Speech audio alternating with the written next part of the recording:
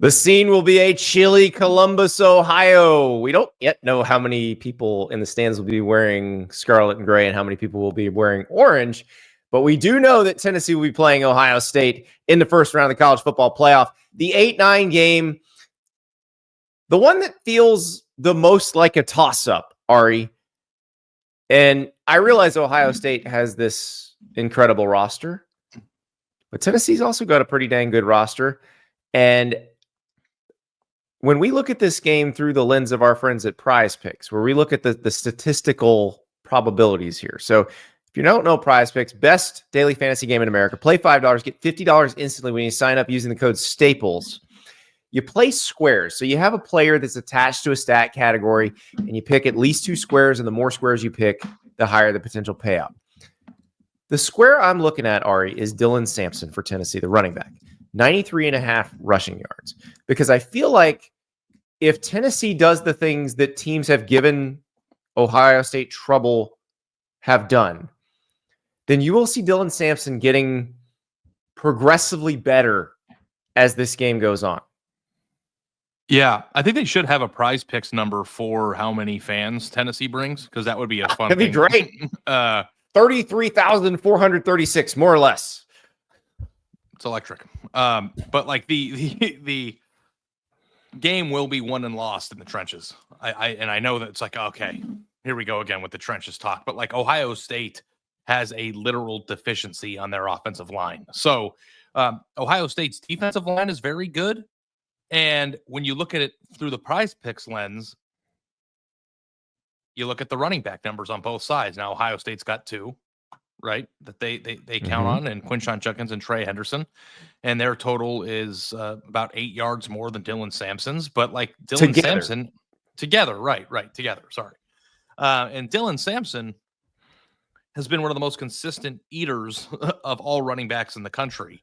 And I just can't imagine that Tennessee is in this game if he's not hovering around that number when it's all Yeah, it's interesting because if you look at Nico Iamaleava's passing number here, it's less than 200 yards, 188.5 yards.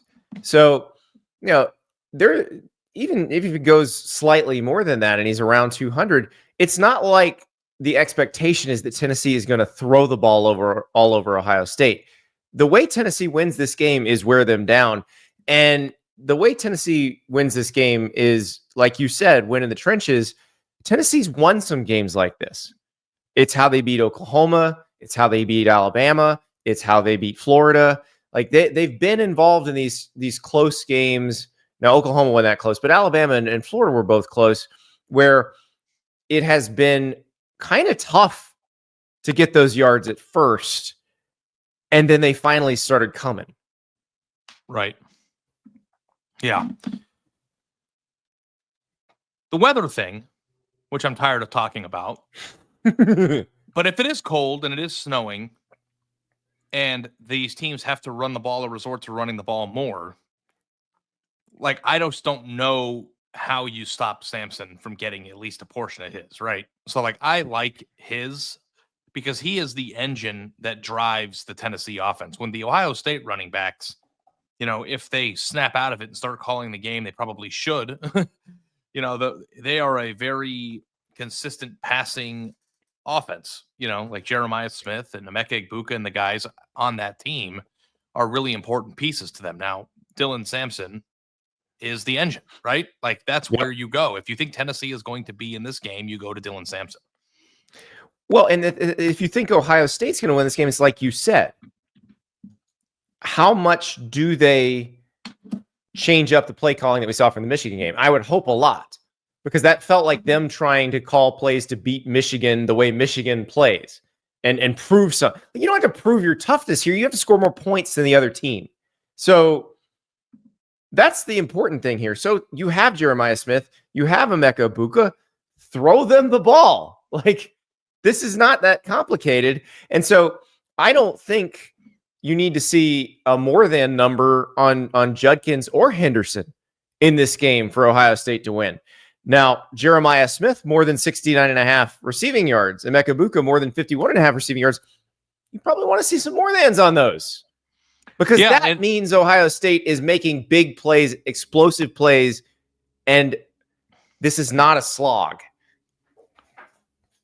You've noticed too that like Jeremiah Smith's passing totals in the Price Picks sphere has been much higher than it is for this game, and I wonder why that's the case. It's down about 30 yards from where it usually hovers. I think it's recent production. 34 receiving yards against Indiana, 35 against Michigan, only 2 targets against Michigan. But I also think it's a matter of the Tennessee defensive line is a problem. The Tennessee secondary is one of the better. Like, you know, we talk about Michigan secondary, but Will Johnson didn't play against Ohio State. Right. The secondary that Ohio State plays against this week is probably better than the one they played against when they played Michigan. I'm with you, yeah.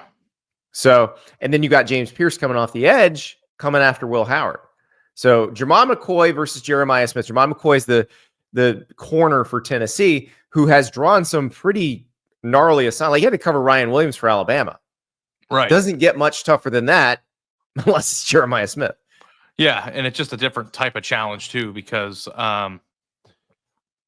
Jeremiah Smith's more wiry, long, rangy, fast, athletic, and Ryan Williams blows by you. So he's going to be put to a test in a different way. Not that one's better than the other, but it's just going to be 2 targets against Michigan. Like, what are we doing? It's criminal. Yeah. So that's the question.